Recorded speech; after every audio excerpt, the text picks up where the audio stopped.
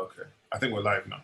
Okay, so welcome everybody. My name is Obi-Chukwu, co-convener of the Africa Soft Power Project. Welcome to today's panel on technology and the future of participation. The Africa Soft Power Project is a movement focused on how the continent can optimize its creative industries, knowledge economy, and harness its soft power effectively to propel itself forward while championing the inclusion of African voices and the voices of the global Black community in global discourse. Our May edition, titled The Bridge, the Past, the Present, and the Future, has been specifically timed to begin on Africa World Heritage Day on May 5th and on Africa Day, May 25th, to end on that day. Our objective is to establish a celebration of Africa's contemporary industries within wider global conversations, and therefore invite the whole world to join the celebration of May as Africa Month. This session, Technology and the Future of Participation, will ask these crucial questions. How can Africa avoid digital colonization? And what are the benefits of building our own platforms? How can we ensure agency and impact when big tech platforms expand on the continent? To answer these and more, we'll be happy to have powerhouses here: Teju Ajani, Emra Tuzun, Jean-Claude Homawoo, and Tenu Awoonor on this plenary. And we're looking forward to their insights and perspectives. Our moderator is Obi-Chukwu, who's a powerhouse himself, founder, publisher, Nairametrics, and thrilled to have him here with us. I'd like to thank our phenomenal audience for being here today, and of course, big thanks to our media strategic partners for supporting the event. Ugo, the mic is yours, the room is yours. Enjoy. All right, thank you so much, Obi. Thank you for having me. Welcome, everybody. If you're just joining in, Obi has just done an amazing intro. We're going to be talking tech today, basically, and we've got an amazing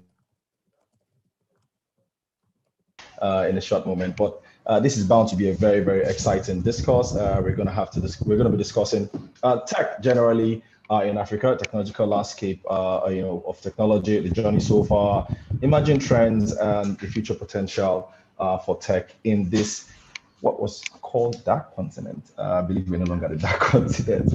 All right, so I'm going to start first.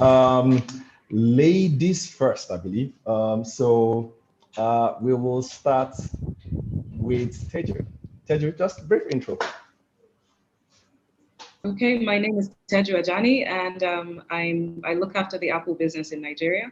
I have a background in tech, and my education is also tech-based. So software engineering and economics background has led me to where I am today and has given me the career I want and the career I have right now. So I'm very passionate about women in technology. I'm very passionate about technology as an enabler for self-fulfillment and independence. So that's who I am. All right, great, Teju. Good to have you here. Next up is Tenu.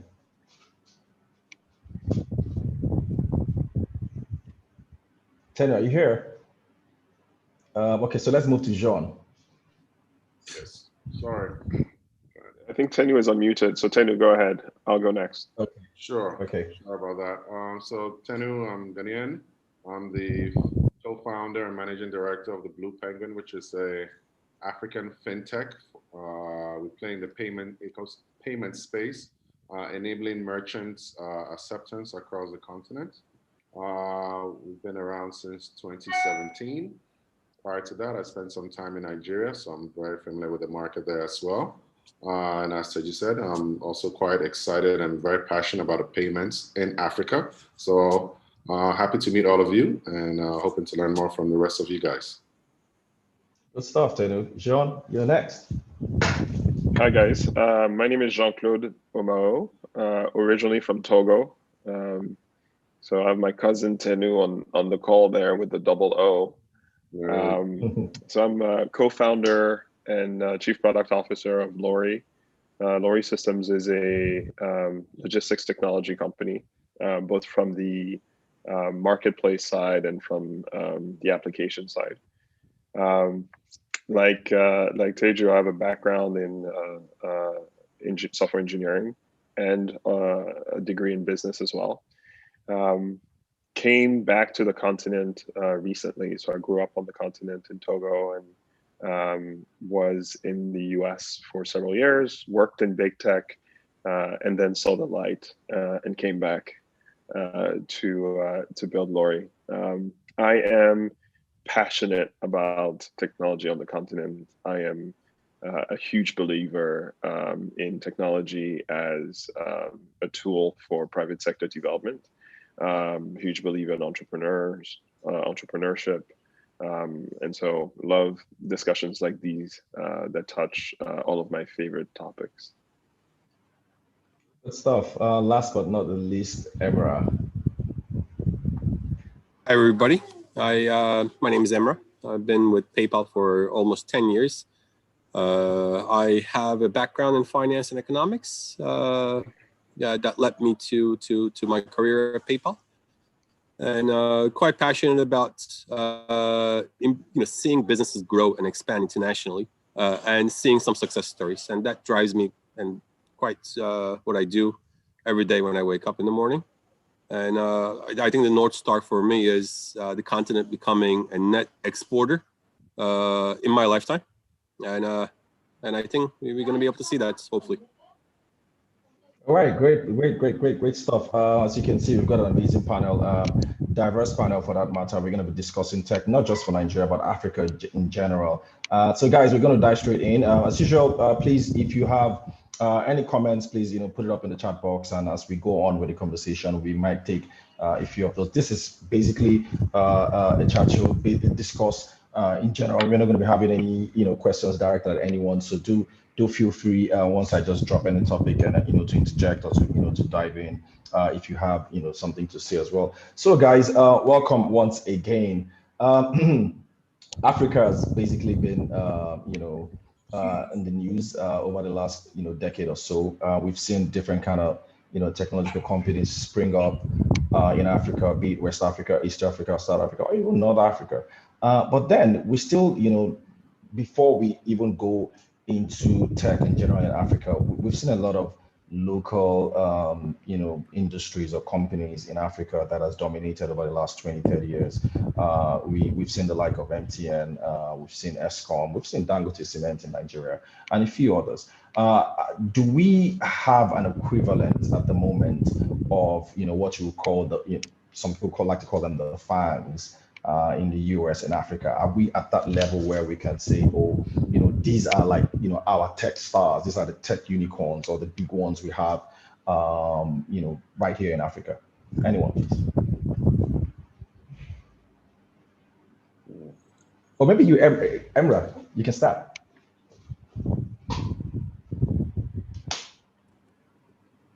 Sure. So as far as the tech in Africa is concerned, there is a lot of entrepreneurship spirit in the continent, right? And that's quite obvious. And I think Jean-Claude is a prime example of having to be in the panel. So technology is what is driving a lot of those entrepreneurs in the continent. It's going to be that way for quite a bit of some time, if you ask me. So that means there's going to be a lot of challenges in terms of accessing some tools that are available in some other parts of the world, might not be available in one of our markets that we are kind of targeting or we're kind of based in. So the good thing is a lot of that challenges over the years since I've been involved at PayPal, it's been improving quite a bit, right? So be that from a payments perspective, the likes of mobile money operators and the Airtels and the M-Pesas and so on, and these are quite disruptive businesses. And there is also a lot of focus on building an internationally focused businesses from a technology side. I see that very clearly, mainly from South Africa, that there are a lot of these companies are thinking globally, so addressing their improving and growing their total addressable markets. So I think that's some of that role that we need to play in terms of educating the newcomers into technology in Africa to think bigger, because there is no reason why we should not, right? And we need to think global. I mean, there's a reason why this is called World Wide Web rather than Europe Wide Web or Africa Wide Web, right? So as long as you think big eventually and you dream big, so I think the technology entrepreneurs in Africa is going to see a lot of unicorns coming out, and we already are seeing that. Ugo, So, I would add to that. I would add to what's been said that perspective is really interesting because everybody looks at, oh, let's see, do we have any today? Do we have any now? Do we have any yet? And it's almost as if we forget where we're starting from. So I think that we are in that journey. We are on the journey, and I'm looking at my co-panelists here who are entrepreneurs, and rooting for them and saying, you go and be that next unicorn. But I think that we need to remember that a lot of these companies that we're looking at didn't just start today, and the companies that back them have also been in existence for a while. And yes, we're all excited about the African rising narrative, right? The Africa rising narrative is exciting and it's great. However, we need to understand that growing big also involves taking baby steps sometimes. And that just because a company does not become a unicorn in 3 years and 5 years does not mean that it cannot be. And that if we remember where we are in the journey in terms of African development, in terms of technology on the continent, and in terms of the problems that we're solving finally being solved by Africans, I think it's the beginning of an exciting journey that will have a lot more of these companies that you talk about. Yeah, I completely agree with you, Teju. And while I also think that we shouldn't get caught up in the trap of wanting every entrepreneur or every company to become a unicorn. There are going to be a lot of successful tech companies that may not necessarily be unicorns, but will be having a significant impact on the continent. And I think,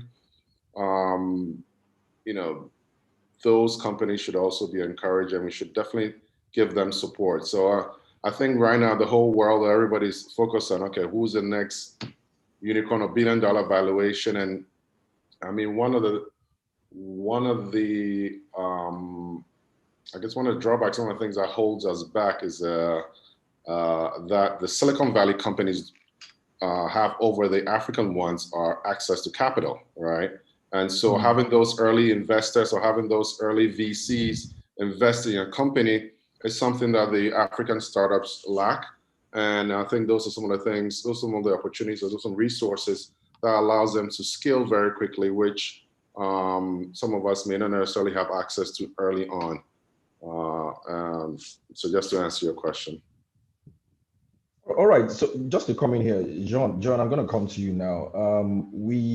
I think that we've been on this African tech journey for over a decade now, if not 2 decades. I mean, we might not want to call the likes of MTN completely tech, right? But we have NASPARs and we have a few others that have been in this journey for a while. So is it that we don't have, maybe like 5 tech probably not even in the mode of a unicorn or in the mode of the likes of Facebook or Microsoft, but are there like 5 or 2 or 3 African tech companies that we can point to and say, hey, look at these ones. These are probably the tech companies that have been there this long. They've been established. They're running very well. They're profitable. They're growing revenues.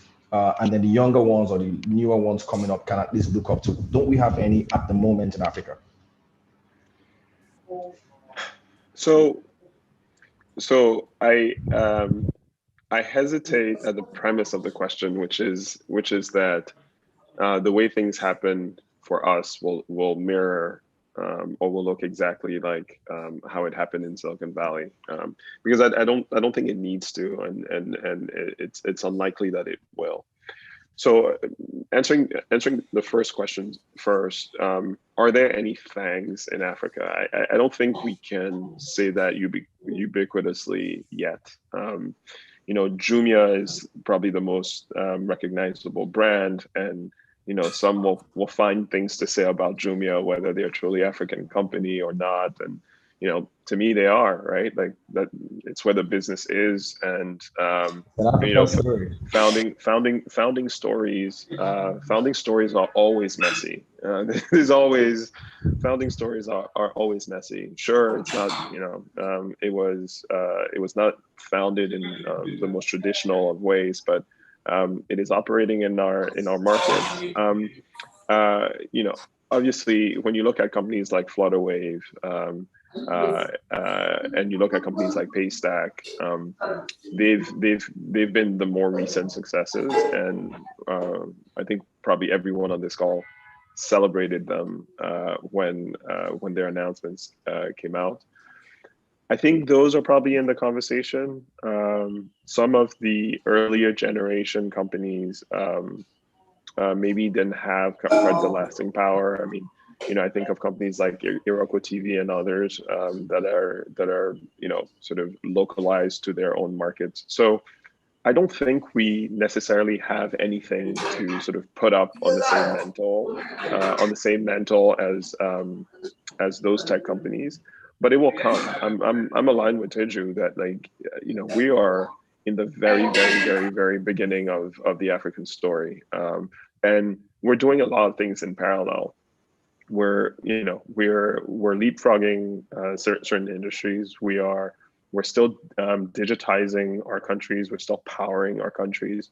So I do think that we are bound to see an acceleration of these types of companies as more and more users get onto platforms like smartphones. But what is really needed to see FANG-like success is spending power. At the end of the day, Google became Google because of advertising, and advertising works because consumers buy, and therefore brands pay Google to have those consumers buy from them. So fundamentally, we are still, while building our businesses, we're also still waiting for circumstances to continue to improve and to continue to be more favorable to us growing very large companies, and we're seeing it. So it's every day it's improving, but only time really will allow us to reach those heights. All right, thanks for those insights, John. Just sticking to your point as well in terms of accelerating tech in Africa, we have seen a number of investments coming to Africa over the last few years. I think I was reading some data, and it kind of pointed to about $5 billion or thereabouts, in terms of investments, be it from Silicon Valley or other parts of Europe or the world. What's driving this, Jean, if I can still stick with you? Is it what you alluded to? Is it that maybe they're seeing a market that perhaps it's the frontier market where there's probably more money to be made, or is this all part of perhaps impact investing, as some like to term it? What exactly is the driver here for the kind of investments that we're seeing going into Africa from your own point of view?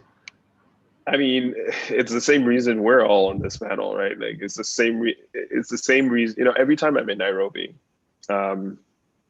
and I meet someone that's just arrived. I arrived in Nairobi 3 years ago, and I meet someone that's just arrived, and this topic comes up.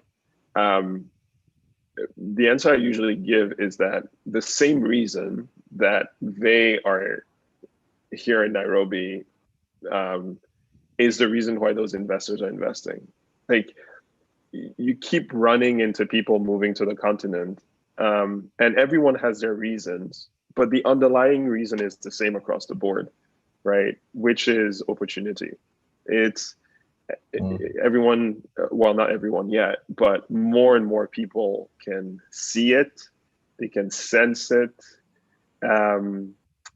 They see it in all of the creators and creatives that are coming out of the continent. They can see it in the success of African music going global. They can see it in just the rise even of Black founders and African founders and minority founders in the US.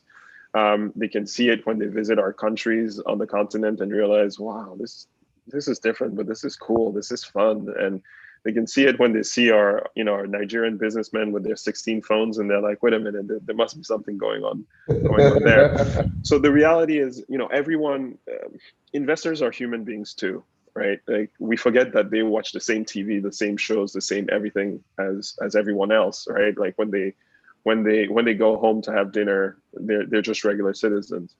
And all these regular citizens are realizing that there's something is a bubbling on the continent. And then when they come and they scratch, they realize there's real technology talent, there's real engineers that write real code that is real solid, there's real products. And then they see the size of our countries, and then they see the stats and they realize the population under 25, and they're like, oh my God. So I think you take all those things together, and investors are realizing that it's no longer just a promise. The proof is in the pudding.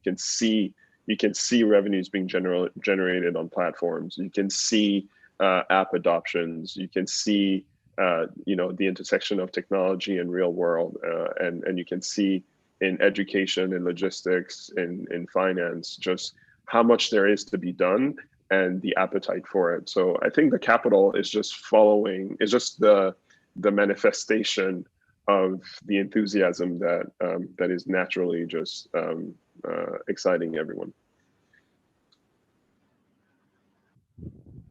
Interesting. Emira, I mean, you heard Jean. Could this just be all about opportunities? I mean, I've been in some forum, and you hear people say, well, yes, the opportunities have always been there in Africa. Africa has always been a frontier market. It's always been a very young market with a lot of young people, growing population, probably the fastest, growing continent in terms of population, across the world. But has that always been enough? Could there be something else, that investors are probably looking at? Could it be, perhaps maybe there's a lot more democracy in Africa, or could it be maybe tech penetration? I've even heard people talk about, the fact that a lot of the founders that you have now in Africa are also, Silicon Valley alumni, or maybe Ivy School alumni that they can connect with. So, apart from, opportunities are there, but what else? I mean, are there other things that maybe a typical, Silicon Valley investor or European investor would, like to tick before they can come into Africa? Because $5 billion is significant, amount of money that, these guys are attracting. So what else, is there apart from, some of the things that Jean just said? So I think maybe a little bit repeating what John said. Aside, the opportunity is definitely there, right? So there, the money is what Sure. drives a lot of these investors. But I think also the talent is important, right? Seeing talent coming out of the continent and seeing businesses succeed in the continent, and then realizing that this is not a burning pot, like this is something, a story that you should be part of it. And unless you act now, you're going to miss that chance. And that little bit of being cautious a little bit kind of plays in that, right? So if I see, the competitor jumping on boards and investing, and if I don't want to be left behind. And there are various ways of, I think, companies looking into investing in Africa, right? They either go in full force and acquire companies, right? Or they build something from ground up, which is hopefully what, more and more will do. But there are also these investments that are almost like a learning type of investments, right? Let me, take a stake in this company so I learn more about logistics, right? And then eventually, if this grows and succeeds, then I'll go ahead and full force acquire the whole company, right? Or I'll invest more. So there's different, I think, thought processes that when the investors are looking into the continent. But one thing is sure opportunity. And then the other thing is, I think right now what we're seeing is, how that investment will get the company to learn what Africa is all about, right? If rather than building something from ground up. Now, the successes also from the businesses, are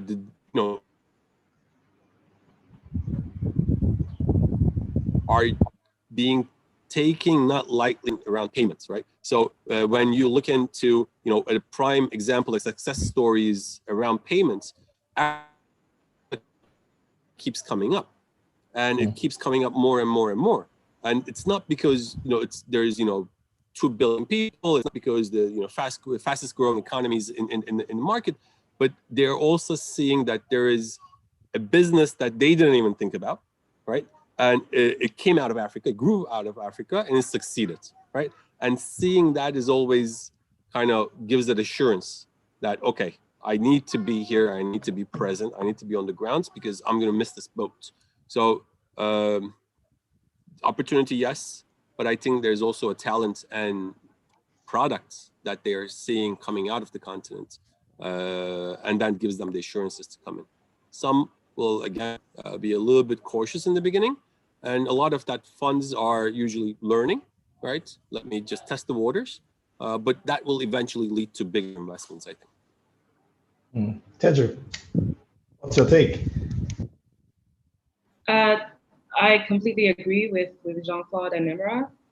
The couple things I would add. One is I would probably steer slightly differently and say it's because of the environment. So where we are right now, we call it opportunity.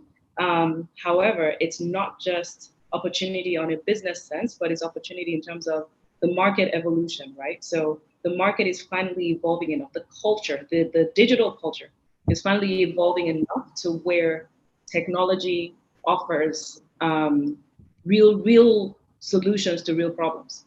And then the fact that Africans, a lot more Africans now have the education and have the knowledge to actually be involved in creating solutions to local problems, right? Bring up the interesting situations and interesting scenarios such as Emra talked about. So an investor sitting outside looking at that and looking at, oh yes, that's an interesting problem to solve. And then thinking to themselves, again, looking at the curve of the market, where the market is right now, and saying, hey, I've done this successfully here and I've done this successfully there. But here's this place that concept is not even in play yet. Can I take this and go repeat it there? That's how some people are thinking, right? Can I take what I've done already and just go replicate it in Africa? Is it solving a real problem? And then when you see people that say, I mean, they do that. And then when you see people that say, okay, yes, maybe that won't work, but here's how I can change it. Here's how I can tweak it. There are a lot of people who are also, who also still have the pioneering mindset. If you look at the whole world, everybody understands, at least in a larger, in a greater way, understands the more developed markets. Africa is, for a lot of people, still that one place where they're going, I'm not quite sure what's going on. I really don't understand. But to I think it was Jean-Claude that made the comment about not wanting to miss out, or maybe it was Emma, I'm not sure, but not wanting to miss out. I think there's a little bit of FOMO involved in there as well, for investors to say, I might not even fully understand this right now, but I actually want to be a part of this, right? And then looking at all the stats and bringing all that back to say, okay, yes, there's strong growth here, there's strong potential. How do I tap into that? Interesting. Tenu. Yes, I think I agree with what Jean-Claude, Teju, and Emra said. I think you guys have pretty much touched on everything. A lot of those investors, I agree, are looking for new market, just like Teju said. So they've had success in Silicon Valley or the US, and I'm looking for a new market, sort of extend their presence across the globe. When you look at Africa, Africa is quote unquote still untapped, right? And so a lot of those entrepreneurs some are Silicon Valley alums or went to the same schools with those guys. So there is an affinity. So it gives them that level of comfort that, okay, you know what, these guys are okay. Let's look at Africa. I know some of these people, I went to school with them. So I'm comfortable. It's not this far off mystical place that, we don't know anything about. It's just really scary. These are guys, I work with, we worked in the same firm. We all left, started our own businesses. He was returning to Africa. I'm in Silicon Valley. I've started my own business. Can we collaborate? And so that's what's happening now. And so those guys now have, there's that comfort level that is there for them now. They're familiar with those guys, that they know guys on the continent now, right? They are not some strangers. And so I think that's helped for a lot of the investments, a lot of the interest in here as well. If you look at some of the early investors, some of the things the guys have done, you notice that even some of the initial investors were people that either they work together or just an extension of the same business that they're already running there. And so that becomes some sort of a soft landing, a way for them to dip their toe in the continent and find other opportunities for, and with that, they get to also find new opportunities for, guys here who probably never went to America or Europe, but all of a sudden now the guys here, he's interacting with the locals and is discovering new opportunities and new ways to, I guess, to diversify what they're already doing. So just to add to what everybody said, so I completely agree. Actually, I agree with you.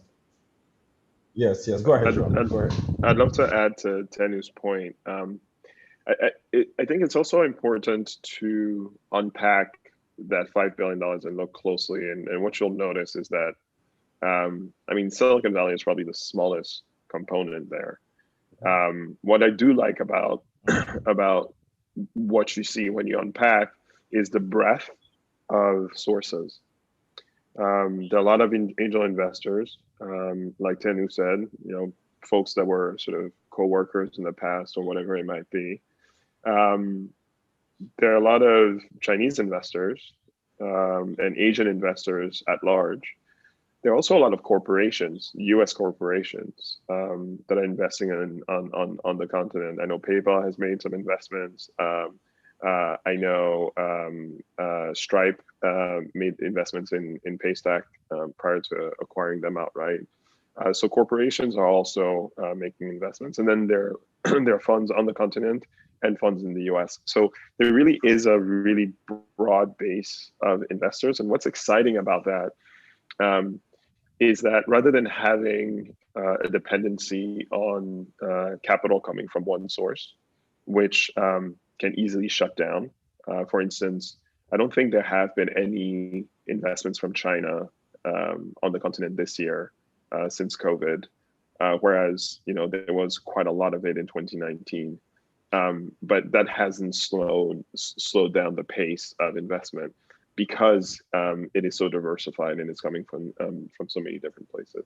So I think this time it really does seem a lot more robust in terms of the ability to continue building on it every year. I agree with you guys, but there's something that kind of bothers me a lot sometimes, and I kind of maybe sense it a bit in some of the conversation so far.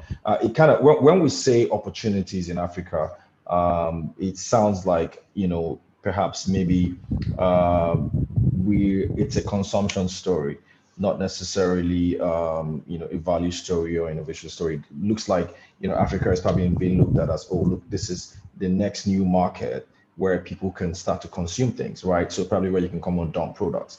And then you look at maybe China and you see that a lot of what they have there is basically homegrown innovation. They're probably even ahead of the curve when it comes to innovating for new products. So shouldn't that be the story locally, Tenu? Should it just be about seeing Africa as a market, as a market opportunity? Shouldn't Africa be, that continent where, look, this is where, this is the continent that's probably going to be leading innovation very soon. And so I'm better off, packing my capital in here because I know that it's always going to be an innovation story. So why is Africa not looked at from that perspective? Why are we looking at Africa as, some sort of market where, it's not like it's bad. It's good to have a market of consumers. But, can't there be a different story to this? Tenu. No, I think so. If I look at a lot of the companies that are thriving in Africa or some of the entrepreneurs, a lot of it is homegrown, right? So it's solutions that were developed for the African market. It wasn't necessarily borrowed, or even if it was borrowed, it gets to be localized, right? So you cannot take it, something that is being done somewhere else, just dump it here and expect it to thrive. I've not seen anyone who has successfully done that. Each and every one of the companies out of here localized it and added their own innovation to it so that it became an African company or product that only makes sense here because we are solving African problems. And so a lot of the companies that are thriving, are doing well, have created solutions that are solving problems that are local to us, and it's only to us. And so they're doing well. Now, the next question then is, okay, for these problems that we're solving, are they going to attract the investors or an investment required to help them scale? And are those investors going to understand these problems and understand that these problems that we're solving are quite scalable? Because again, they've not seen it in their countries, right? So I'll give an example of something that is thriving very well here is mobile money. It's done really well in Africa, in Ghana, in Kenya, elsewhere. You know, mobile money doesn't exist in America or Europe for that matter. Even in South Africa hasn't really done well there, right? So for the companies who are thriving with mobile money, a lot of guys really don't understand it, and it's still, it takes a lot of convincing to try and get someone to understand that, you know, why are you transferring money with a mobile phone? Why aren't you using a credit card or debit card like the rest of the world? Well, most Africans don't have bank accounts. So, you know, and so you get into that conversation trying to get them to understand the peculiarities of the continent. So I think it's a bit of a chicken and egg situation where, yes, we can do it, but it will take a lot of effort and a lot of work from us, which in some respects will also, you know, I'll beg to ask the question of, well, why can't we have African investors invested in African companies? And maybe perhaps that is something that could be an opportunity and something that we should probably tap more into. And that is something that, you know, I think people have talked about, is that why is it so difficult to raise capital in Africa, and why do we always have to look externally? And, you know, maybe that's a conversation for another time, but I think those are some of the challenges we see. No, we will have that conversation at some point as we move on. But Teju, just to come to you, you know, right away, we've seen a lot of valuation, you know, over the last few weeks or months. We've seen Flutterwave, Paystar, even Kuda Bank raising $10-25 million. In fact, some of these guys are even more capitalized than the traditional banks that you have in their countries. So, and that sometimes raises questions around, you know, are these guys overvalued? What are the considerations that, you know, these, you know, perhaps the Silicon Valley investors have in mind when they're valuing these companies? Is this just about the opportunities, or, you know, can these companies actually pay back that, you know, lofty valuations that we currently see at the moment? What's your thought around, you know, the kind of valuations we're seeing today, and you know, do you think it's anything around normal, Teju? I mean, being an entrepreneur myself, I don't think. I'm sorry, was that towards me or Teju? It was for Teju. It was for Teju. But I mean, Teju, go ahead. No, I was just going to say I'm not the expert on valuation, so Tenu, you might still do well to come in here.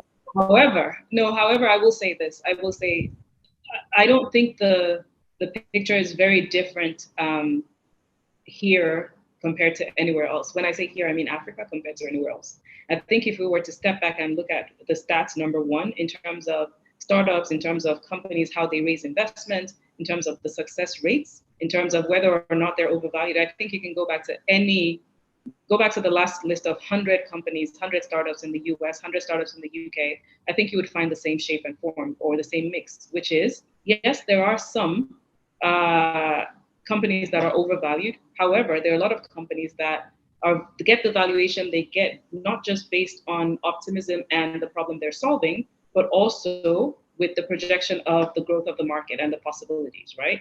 So even if the numbers might start smaller, like we've touched on earlier, disposable income, you know, and money or finances and financial independence and financial ability might be different on the African continent. However, the mass and the scale make the business also viable. So we're talking slightly different business models. However, the valuations, I don't think they're overvalued necessarily, more so than anywhere else. I think the mix in terms of, if I'm being objective, companies that are overvalued, companies that are rightly valued, companies that are undervalued, I think might skew the same way. I think what you would see is just the same thing we've been talking about, which is, yes, a lot of companies might not be getting the investments because they don't have access to investments. But I personally think that narrative is changing. I mean, again, like we've been talking about, there are African investors. Jean-Claude mentioned the fact about the diversity and the breadth of the sources of those investments. And I think we're going to continue to see that. And I think as more and more African companies succeed and grow from being startup to actually fully fledged companies, I think that you will find that the valuation mix might change, because now you have people who are more familiar with the markets who are also valuing the companies, if that makes sense. Yeah, so that's where I'm going to leave that for now. Tenu. No, I think Teju pretty much covered everything that I wanted to say. No, I totally agree with that. I don't think they're overvalued. And I don't think they're overvalued at all. I think it's in line with what you'll find in other countries in Europe or Silicon Valley. Companies at the same stage of development. So yeah, I'll just leave it at that. All right. Emra, we Tenu kind of brought up the issue of why African investors are not, why we're not seeing a lot of homegrown investors or private equity firms in a lot of all these startups. And I look at valuations as well, and whether they can actually match the kind of investments you get from Silicon Valley. Is there, apart from maybe perhaps valuation, is there maybe a lack of knowledge, you think, from your point of view, why we're not seeing a lot of local African, investors getting into tech, even though I do see, a lot more people, at least in this side of, in Nigeria, I see a lot of deep pockets getting into tech at the early stages now. But across Africa, what exactly is the reason? Why are we still a little bit hesitant to be part of the tech story early on and then allow Silicon Valley kind of come in there? I mean, from your own outside point of view. Yeah. So I think there's a lot of things to fix at one point, right? In the eyes of the investors. So where do I put my money is one thing, right? So, and then in addition to that is there is a kind of a muscle that again exists in many parts of the world. I need to build something on my own. Right, and so that's kind of sometimes the challenge, right? So I want to get the entire pie. Well, you're not going to, right? In whatever business model that you're in, whatever vertical you're in, there's going, especially in the payment space where I'm kind of coming from, there is no one winner here, right? There's going to be multiple winners, and the pie is that big. So I think that is a thought process that is there today. But I think there's also another reason, is like what Jean-Claude have mentioned. There's a limited capital within the continent, right? So those resources are scarce, and that's, I think, playing quite a bit into that. That's why you're seeing the bigger investment coming from China and the western part of the world. And again, maybe what Tenu mentioned, right? There are no mobile money operators in the US. But literally every single payment company out there is thinking about in-store payments, omni payments, right? And you think about a couple of success stories, and outside of China with WeChats and Alis and so on, what's next, right? It's Africa where you kind of have solved the problem before even Europe or US thought about it, right? Plastic was fine, but that's a surprise, right? That's a surprise to many investors that are out there. And as they kind of come in, these multinationals come in and bigger outsiders come in and invest, I think it gives more confidence to the local African investors to kind of put their money, right? And to kind of build that trust within themselves. So I think, access to capital is one thing. And I think, yes, there's scarce in the continent, but it will grow, right? As we build more trust. Another component to this, I think, is, if you are investing a couple of $100 million in a company, right, in Africa, you want to make sure that money is secured in a sense, right, in whatever market that you're in. So from a regulatory perspective, there are some assurances that needs to be put on the table, some carrots. As a regulator, you can't always show, the stick, right? You sometimes need to show people the carrot, and that carrot cannot be just the story, the growth story. Here are X amount of consumers that whatever vertical that you're in that you could tap into, and so on. So there needs to be. I mean, why did Silicon Valley become kind of the hub for all of technology? Well, they incentivized companies to kind of be there, right, initially, and they kind of incentivized that early on. And same thing, not only for Silicon Valley. Why is everyone in Dublin, in Ireland, right? I mean, you incentivize the taxes a little bit for these type of businesses. And it's no rocket science. The business will come in. The entrepreneurship is strong in the continent. From the capital investment perspective, there are ways to go a little bit, but I think that assurance for the bigger investments needs to kind of come in also from the regulatory side as well. Jean, I hear Emerald very well, but Jean, I'm going to come to you. Something else that and as I was speaking, I was just thinking, and I'm like, could it also be an issue of patient capital? I mean, a lot of Silicon Valley investors are willing to wait 5-10 years for companies to break even, before they start to look at getting their money back. But here in Africa, I think the investment thesis and mentality is kind of different. People like to, the first question is, when am I going to get my money back, and what's your return, and when are you going to start getting revenues? But some of these tech companies don't seem to operate that way. Is this the kind of feelers you've gotten a few times, maybe in the past or historically? What's your thought around that, John? Yeah. Well, Obi, I mean, I think you hit it on the head. I don't think it's necessarily patient capital per se, but I do think that a big reason why we're not seeing more African investors in tech is just a lack of familiarity, right? Let's remember that investing in tech. So this thing of just investing on the continent, right? Like real estate probably takes the lion's share. Why? Because that's how it's been on the entire planet since the beginning of time, right? Who in Silicon Valley invests in tech companies? Angel investors and venture capital firms. Okay, who are angel investors and venture capital firms? Former founders of tech companies, right? Who are the LPs in those VC funds? A lot of rich people that got rich through tech and innovation, and then some other sort of asset classes that tend to invest also in or vehicles that tend to invest in VCs. And so my answer to why don't we see more local African investment in tech companies is because we haven't built enough tech companies. We haven't had enough exits, that millionaire creating exits, right?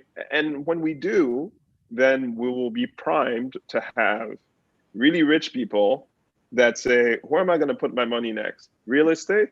Nah, the returns are too small.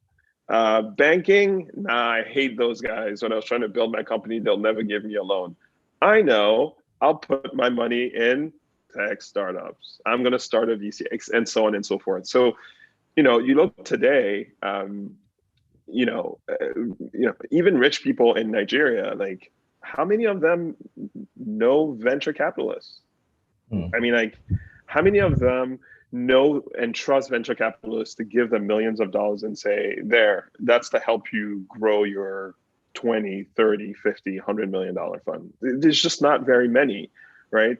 So there's a lack of familiarity that comes from the fact that we're early on in the game and we just haven't created a bunch of tech millionaires that are going to come back and invest. When we do, I don't think it'll be an issue. But Jean, should we be worried about this? I mean, are we going to be, like they say, digitally colonized before we now rise up and realize that some of our best, companies are not owned by Africans? I mean, are we going to get to that level? Do you see this happening? So this is a topic I'm very interested in general. And there seems to be sort of two parts to what you're saying, to what you're asking. The first one is the sort of digital colonization part and us not owning our own platforms, which is a really important conversation. And the second one was more around like ownership of the companies that are created on the continent, whether it's because the founders are foreign or because the investors are foreign or whatever it might be. Let me start with the second one. I think that all tech entrepreneurship and innovation on the continent is good. Like it just needs to happen, right? Let's not get too picky around who's founding, et cetera, because the reality is like just like the founding to investing cycle is one that we haven't yet closed the first loop on, but once we do, it's going to be sort of a self-fulfilling cycle. The same happens with how you make entrepreneurs, right? Entrepreneurs are forged often in startups, right? I am certain that some of our Laurier employees will be founders, right? Why? Because they're probably looking at me and looking at all the mistakes I make on a daily basis, and at some point they're going to think to themselves, you know what, I can do better than Jean-Claude, and they're going to go start a company, and they are going to do much better than me or than any of us, right?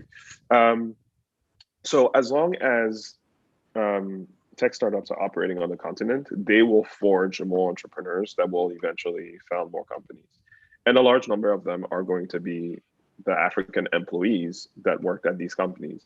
So even if that first founder is from China, from France, from London, from wherever, sure, they're probably going to make an outsized share of the return when that company does well.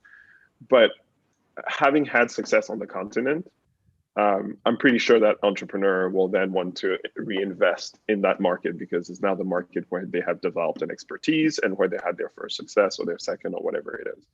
So I don't worry too much about that part because, again, the success and creation cycle, as long as that happens on the continent, it will elevate the continent because those companies are not going to operate by themselves. They have to hire local people to get the job done. And those local people are African that will eventually become entrepreneurs. Teju, okay, go ahead, John. On the first part of your question, which was around digital colonization, I think that there is obviously some risk, particularly as we see big tech arriving on the continent. Microsoft is here, Google is here, AWS has landed in South Africa, and Twitter has landed in Ghana. We welcome them with open hearts and open doors. I think they need to clean their feet before they step in and just like make sure they're learning, because it'd be foolish for them not to heed the lessons of their entry in other markets that were, even markets in the US. I mean, I remember a time in San Francisco where people would throw rotten tomatoes at the G buses that we would take to go to the Google campus, right? Because of the impact on real estate prices, on homelessness, on so many other things. So the entry of big tech into markets is never without consequence. And I think it's a really, really, really, really important conversation that's not being had. Teju, do you share the same sentiments? I kind of like the story around, a lot of that capital, once it flows into employees of the startups, they become entrepreneurs themselves, and then, they can now start to invest. I kind of like the way that sounds. Do you share the same sentiments? I think so. I think working in a startup, I would say, is almost like an apprenticeship in a way for anybody who's entrepreneurial minded. The challenge, though, is having enough of them, similar to Jean-Claude's point, to create that opportunity, right? On the digital colonization part of me says, and again, personal opinion, part of me thinks that challenge can be solved only as much as Africans are interested in solving it, because we are the ones who need to realize that this is a problem for us and a challenge that we need to address, right? And whether it's with policies or things beyond the power of people and the entrepreneurs who start these things, to the realization of, again, where we are in terms of skills, in terms of applicability, sometimes of technology, right? Some people look and say, well, why can't that happen here? And the response is because it doesn't apply.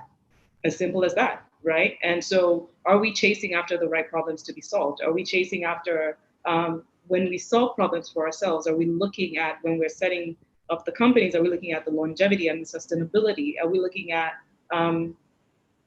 how do we influence our supporting structure? I don't want to say governments, but just supporting structures to actually do the right thing to encourage and facilitate not just the introduction of technology, but not encouraging local creativity and growth at the expense of the innovation that can come from being open and remaining open. I think there's quite a lot to unpack there. We definitely don't have enough time to go into all these, but I would say that yes, my perspective is that a startup company is definitely a good place to breed entrepreneurs. I think that if we had a lot more people who were, again, my personal opinion, who were not hungry and who were able to focus on some of these challenges, I think we would find more innovation coming out of Africa and definitely more encouragement to start companies. And there will be a lot more for people to then invest in, whether local or international. I mean, still sticking with you, Teju. You talked about, are we actually, raising capital or building companies that are solving the right problems? I think Emra kind of alluded to the fact that Africa has been innovating in terms of when you look at mobile money or fintech. I think there's been a lot of innovation there, and very few will disagree with that. But are these actually the right problems that we should be solving in Africa? Are there other areas that tech perhaps can be more useful or even more valuable? I think we've looked at healthcare. People have looked at that sector a bit, perhaps. Maybe the opportunities there. People have looked at hospitality. I think someone talked about entertainment. We haven't even started looking at the tech side of entertainment at all, at least from an African perspective. Are these, some of the capital we're getting in today, do you, from your own opinion, think that they're going into the right sectors, or is this just how it should naturally flow? I'm not naive enough to believe that I'm the expert on where finances should go and dictating where a whole continent should be spending its money and time. But you do raise a good point, and you do touch on industries that there is innovation going on. So what seems to be happening is that certain industries are getting a lot of the press. However, there is a lot more that's going on in some of these broader industries that you mentioned. You talked about healthcare, you talked about education, you talked about, even services, different kinds of services, right? There's a lot of innovation going on. Now, if you go back to the stats again of typical startup companies, you're thinking out of every 100 startups, like maybe, 5%, a 5% success rate is really good, right? Out of every 100 startups. That means that for every 100, there's at least 95 you will never hear about. It doesn't mean that there's not an evolution going on in that industry, if that makes sense. And so from my perspective, that's kind of where we are. And yes, maybe fintech is having its spotlight moment. Maybe next year it's going to be healthcare. Healthcare had a little bit of a wave, prior to now. Maybe the year after it's going to be education. But whatever the case may be, as long as we are solving relevant and real problems, adoption will come. When adoption comes, investment will come because there's an interest in taking advantage of people that are adopting these technologies, if that makes sense. Yeah, I completely agree with you, Teju. And Obi, I think one of the beauties of this space is that it's self-regulated. It often is. The reality is money goes to the successful companies, right? And venture in particular, because of its staged structure, has a way of continuing to promote the solutions that are worthy. Now, they might not necessarily yet be solutions to the most important problems, but that's for innovation to decide. Unfortunately, we can't sort of have a top-down, here are the top 10 most important problems. Please go after those first and only those, right? Like that's not how it works. The market, it doesn't work like that. So the market kind of, and truly it is the market, because in order to raise, past your pre-seed, seed, and even Series A, it's still very story-based. But everything thereafter it's evidence based. Like you need to show the results, you need to show the traction, you need to show that consumers are coming back, that you're collecting money, and so on and so forth. So eventually, you know, the only companies that are going to survive are going to be the ones that are not just addressing a valuable problem, are addressing a valuable problem and extracting some value out of it and returning it to investors. All right, Tenu, what's your take on this? I mean, I kind of agree with Jean. You really kind of address, you know, innovation from the point of view of cherry picking what problems you want them to solve. I mean, creators don't actually think that way. But I mean, if you had a wish list, would you think that, you know, perhaps maybe, you know, fintech is where, you know, a lot of focus should be on? Should it be somewhere else? Or, you know, but what's your take, Tenu? I mean, I think as Teju said earlier, I mean, you know, fintech is sort of having its spotlight now.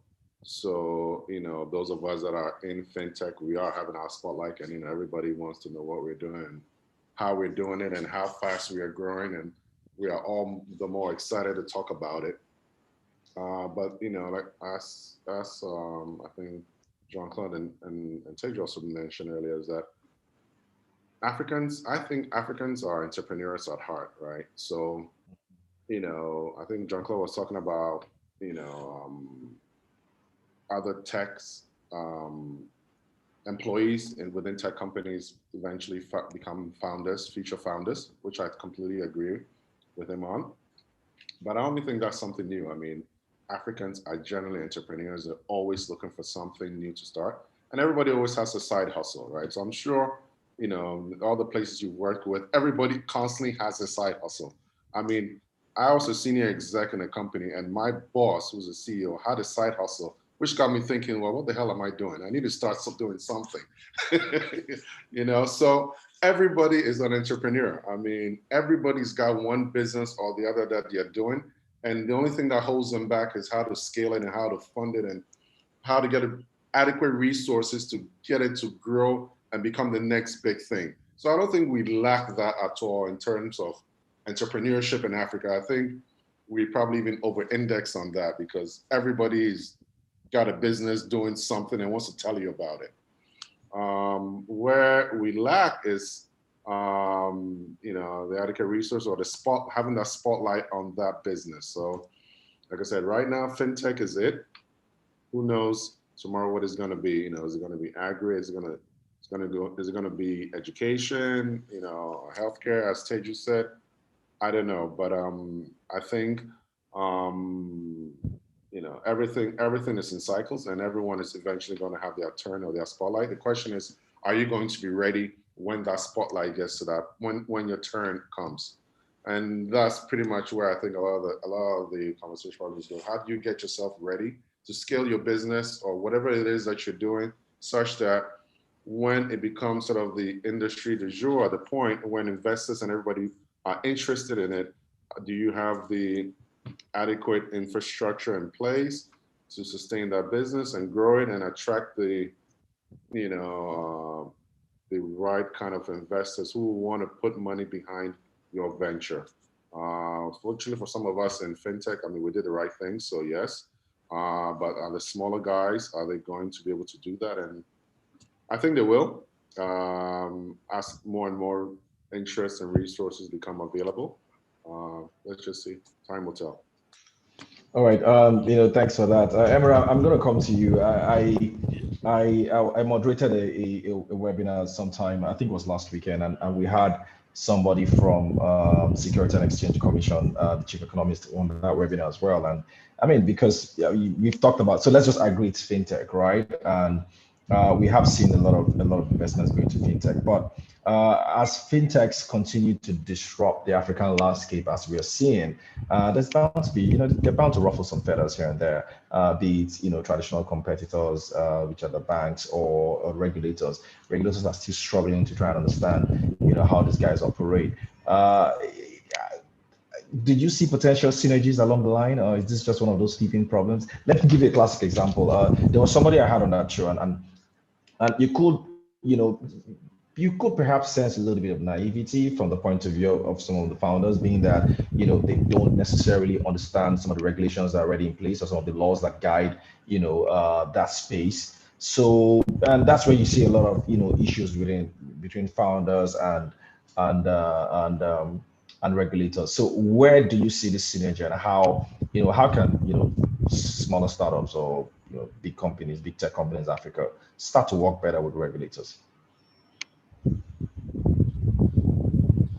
That was for me, I guess, right? Yes, Amara, it was for you. Okay. So I'll just want to also take one stab at the previous question, Okay. Which is where I think the investment should go. And I think it's, in my mind, it's very clear it's logistics, right? It's because a couple of components that drive commerce, right? You need to move the goods from A to B, right? And that's a problem today. And payments was a problem because you needed to digitize the cash to an extent, right? And here comes and there was a large population that is still there that's unbanked, right? So they're solving a real problem. But I think, and that was driven by commerce, a merchant trying to accept the payments in a more efficient way. So I think the next phase into that is the logistics component of it in the commerce. And I think that's where the next investment should be. I know, Jean-Claude, because the webinar has been around quite a bit of all the good work from the entrepreneurship, and I kind of really hats off. I mean, really, for myself personally, when I think at night, like without even work, what I do, again, I always comes to mind like logistics, and also another thing that you mentioned, Jumia, you mentioned, right? And I think that's very true in the terms of where they're investing. I mean, logistics, warehouses, right? You'll look into that business from purely figures. There's excitement, sure, right? There's growth there, sure.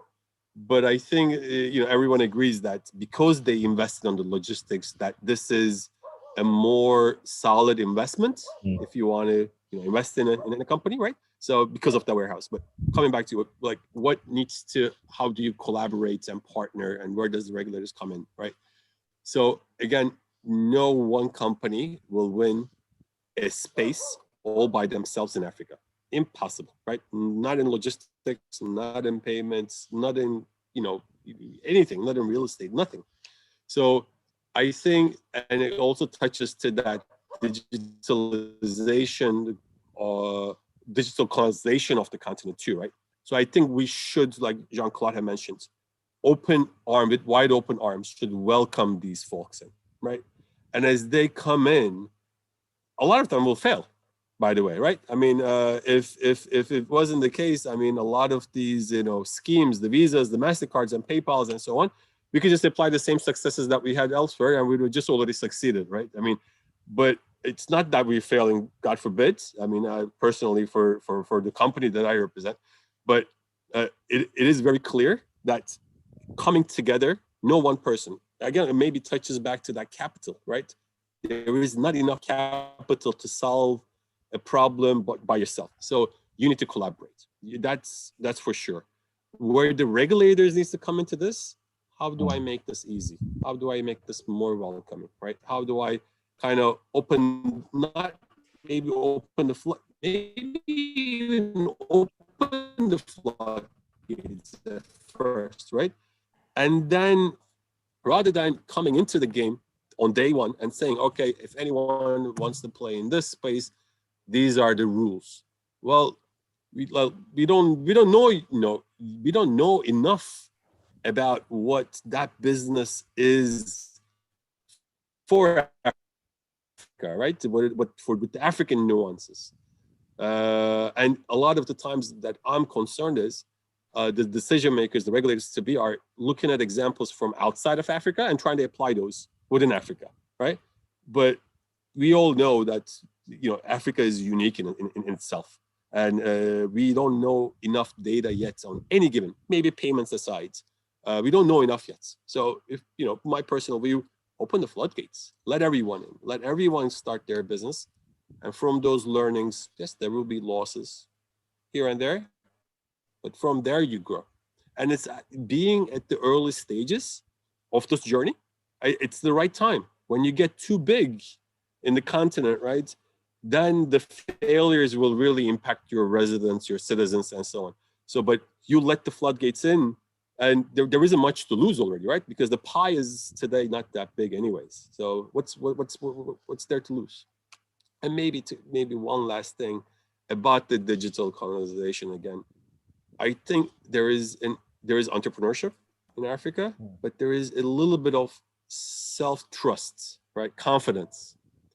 And I think we need to be more confident in Africa. And we need to kind of realize that I could have a successful business, a global business coming out of Africa. And the concern there for me is the vast size of the continent and the number of people living in it, right? It sometimes distracts businesses and startups to think, oh, I should win. If I only win in my continent or in part of this region in the continent, right? I'll be set.